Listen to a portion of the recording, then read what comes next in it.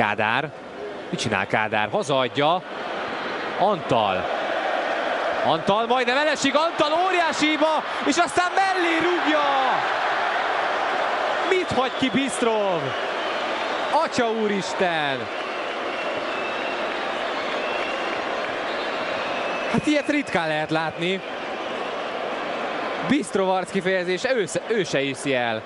Hát ez valami döbbenetes.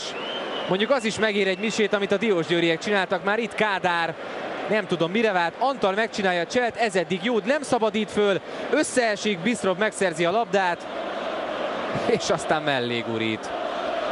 Hihetetlen. Hát én nem tudom, ennyire sportszerű lenne Bistrov, hogy üres kapuban nem illik? Nyilván nem. Egészen elképesztő jelenetek.